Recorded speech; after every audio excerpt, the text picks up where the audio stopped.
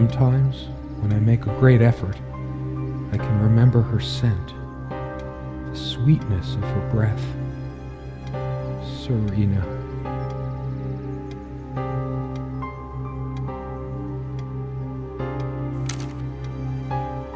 Serena? Why can't I see you more clearly? Why can't I even remember?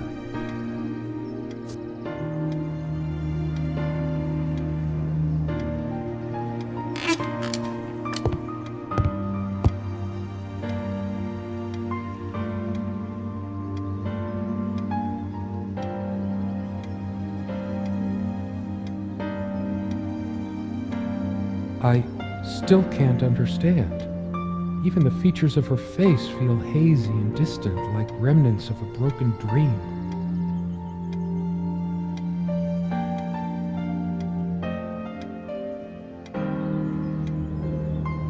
So much wisdom and happiness in this bookcase. My life would have been much poorer without all this.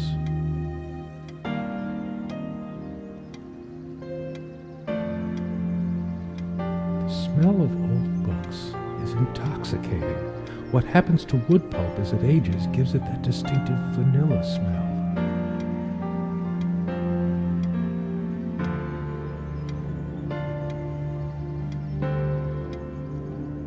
Sharing meals with a good red wine was one of the great pleasures in our relationship, especially in the intimacy of this cabin. We had such a wonderful time dining in this cabin. Serena loved to experiment with her cooking. I should probably eat. Can't remember the last time I ate, yet I don't feel hungry.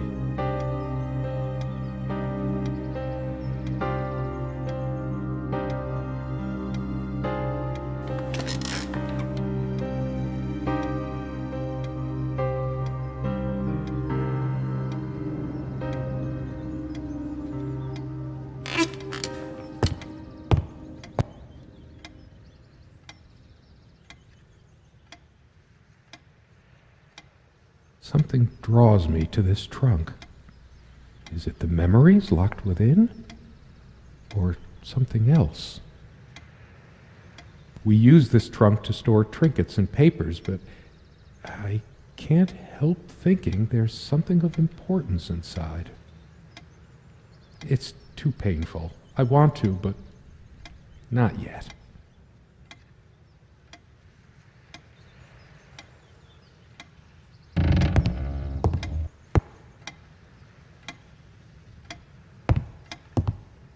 Quite a large armoire for our admittedly Spartan needs. She uses most of it.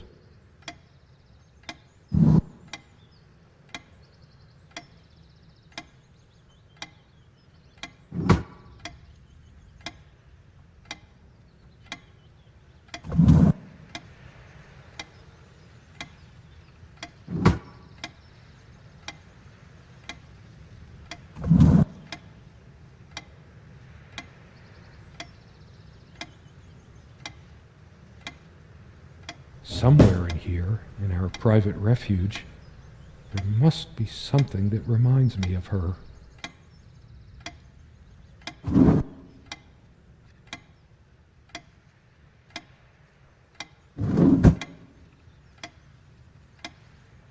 We all have our skeletons in the closet, but not Serena. She was perfect. She adored all things of nature. I remember her long walks out in the woods.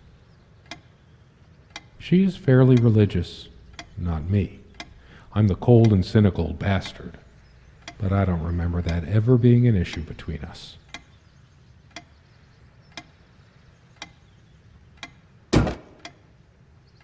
She used to keep magazines, paperback novels, the usual stuff on these nightstands when we were staying here.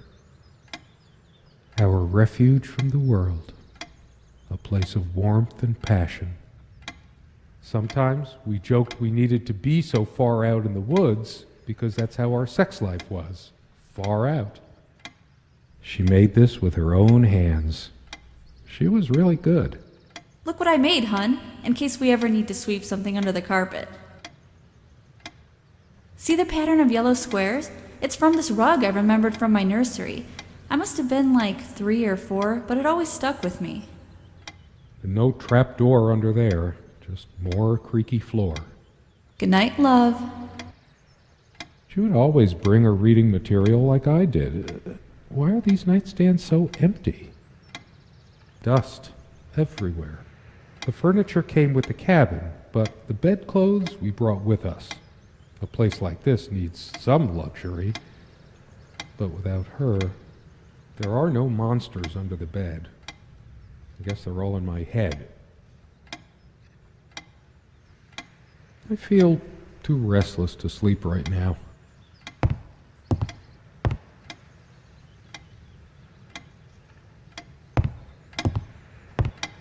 We used to keep a pitcher of water and a glass on this nightstand, but they're not here now. There's a thick layer of dust and an almost invisible outline where we kept the water pitcher. It hasn't been long enough for so much dust to accumulate, has it? For some reason, I always slept on the side of the bed closer to the window. Never asked myself why. The clock is a trophy from our flea market adventures. Chalk this particular purchase up to every cabin needs one. The ticking begins to feel homey after a while. The first night was a nightmare, though. Time never mattered much to us while we were hiding from the rest of the world here, as long as we were together and happy. The clock has always been rather autonomous. No matter how many times we've wound it up, it keeps going out of sync. It's a beautiful day, though there's an unnatural calm surrounding the area. I've always loved the hazy afternoon shades of this place. It's deep into summer, so there's a few hours left until it gets dark. The sunlight is so bright here. In other circumstances, this would have been the perfect afternoon for us.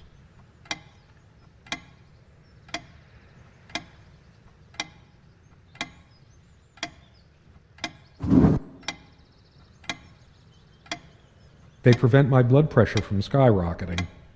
Doctor's orders. And Serena's. I'm generally not fond of taking medication. I find it hard to believe ingesting a few chemicals will do me much good in the long run. Don't forget your pill, hun. I know you'd rather not, but you know it's for the best. Beta blockers. I have high blood pressure. I'm only supposed to take these before meals.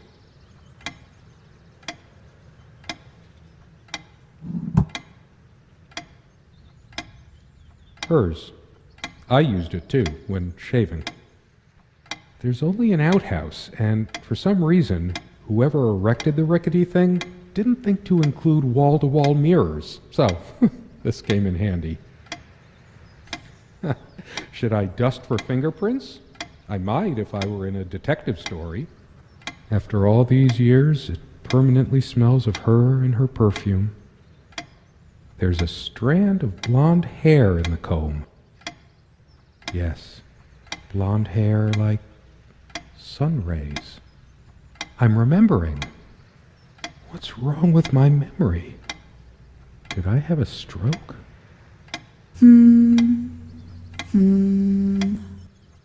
She also had a brush, but I can't see it anywhere. Nor some of her other personal items. It's just a regular comb bought from a supermarket, new enough to still have all its teeth.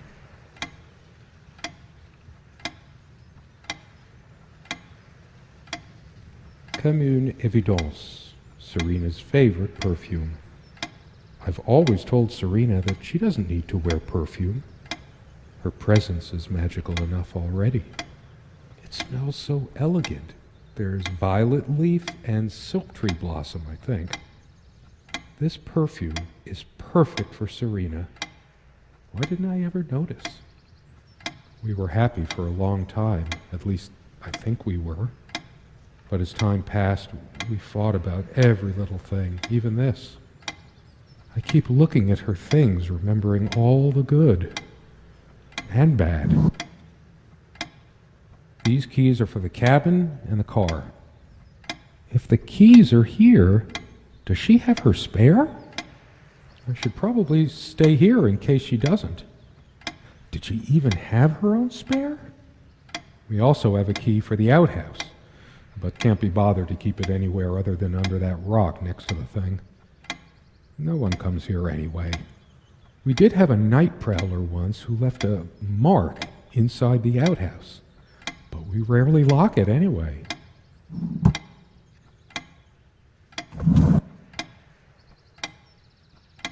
Dearest, how do I say any of this? I like your way with words, but if I don't write this, I don't know what I'll do. My life feels so unreal now, dreamlike, but wonderfully so. Let me try, even if clumsily. The hours I spent with you when we last met are precious to me. I was so lost such a short time ago. Everything seemed drained of color and feeling. I think we were meant to find each other, to bring meaning to our lives again, make sense of the confusion shrouding both of us. When we stepped into the crystal silence of the snowy woods, away from the chatter of the guests, all nature seemed expectant, as if holding its breath, witnessing a rare moment of something infinitely better than what life in the ordinary run of things has to offer. Do you remember how the light crust of the snow glittered in the reflected light of the country house? How the copse of trees in which we walked was haloed with a magical aura? I felt the chill of the night air, and you opened your coat and enfolded me in your arms, and we hugged tight, sharing the warmth, sharing the only thing any of us have to share on this earth when you think about it. And then you toppled us on the snow, you devil. We laughed and rolled around, my head already spinning from the wine and crisp, pure night air and the stillness all around. We lay back, and I gasped when I realized what I was seeing.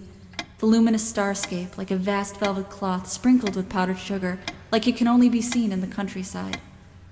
I had tears in my eyes when I turned to you and we kissed, and it felt like the only moment in all of time, or outside time, and ours was the only spark that could ignite the universe. You gave me these moments. You complete me in ways I never knew to dream of. Let me be the one who makes sense of the confusion whenever you feel lost again. We can make our own world against the rest of the world if need be. Together we can silence all the demons, heal all the wounds. I love you. In eternity yours, Serena. I miss her so much. How is it possible that I can't remember her face?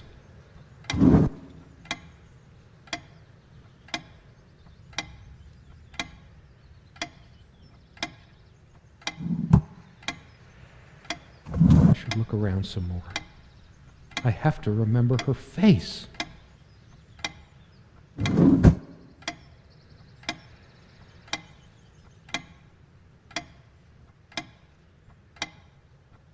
I don't sleep well without Serena next to me. Both a blessing and a curse, I suppose.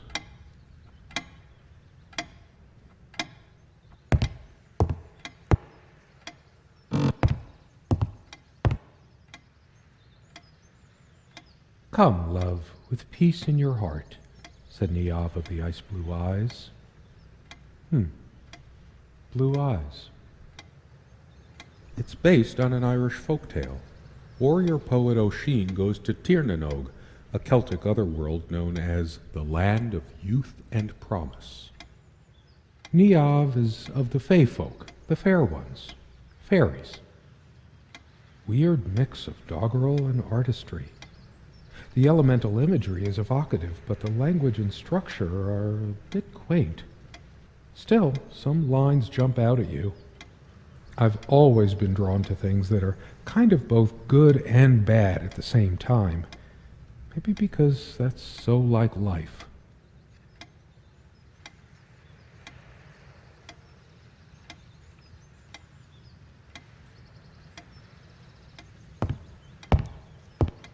So many afternoons spent in this armchair. Come sit with me. I want to talk. And cuddle. What did we talk about?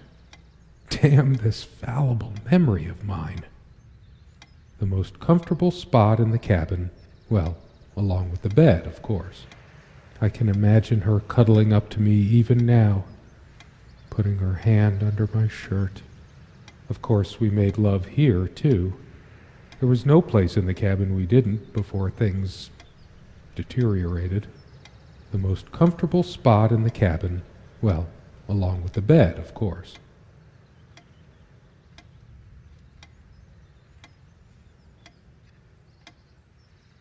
This window never got much attention.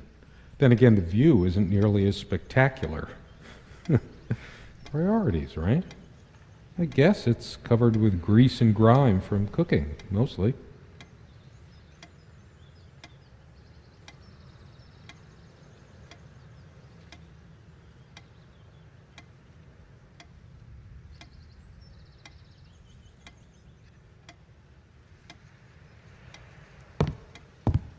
Truth be told, not all the cooking she did was a resounding success.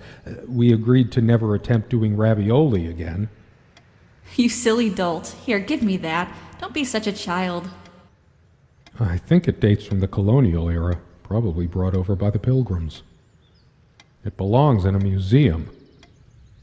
An archaeologist could excavate the layers of food forever welded onto this and learn about the days when other beings ruled the earth. I think it dates from the colonial era, probably brought over by the Pilgrims. I loved it when we took down one of my favorites and curled up on the bed to read together as the wind howled outside on cold winter nights. Most of the books are mine, but all of hers are still here too. A lot of rarities and special editions here. I didn't lend out my Necronomicon, did I? No, of course not. Most of the books are mine, but all of hers are still here too. A lot of rarities and special editions here.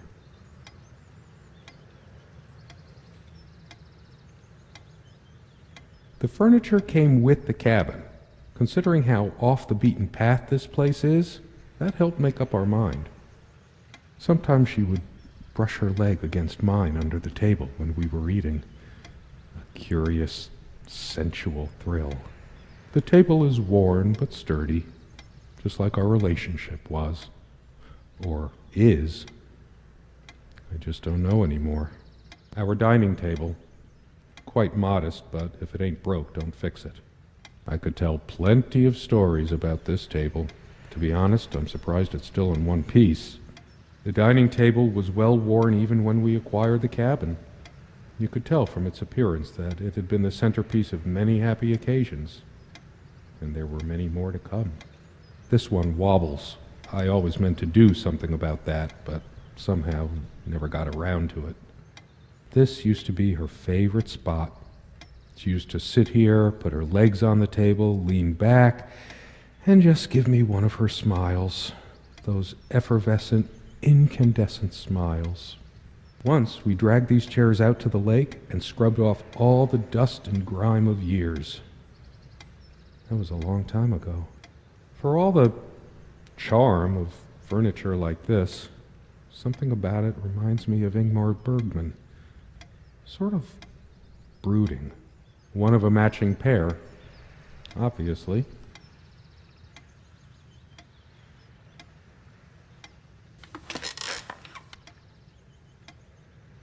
Our dining table. Quite modest, but if it ain't broke, don't fix it. This was taken on that crisp winter night at our mutual friend's hunting lodge. We came back indoors, laughing, giddy as teenagers. It was truly like an enchanted time, like we were in a magic circle where no sorrow or pain could touch us. My love, we don't have a lot of photos of ourselves as a couple, so this one is quite important. The guy who snapped this, our host that night, used an actual film camera. It was a different world back then. My love.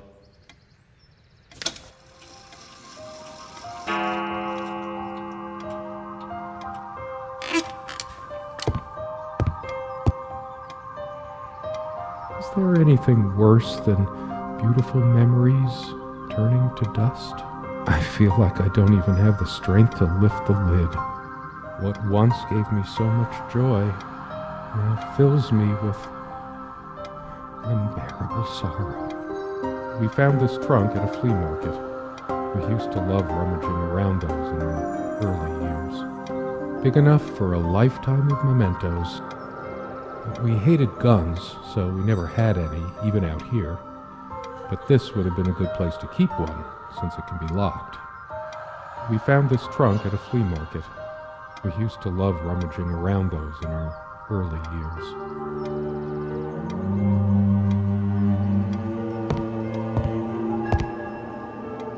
Why? I might just as well stay here. I should really stay. I'm so tired anyway. I prefer the darkness inside right now. There's nothing for me out there. This door has been creaking for years. One of the many things I promised I would fix.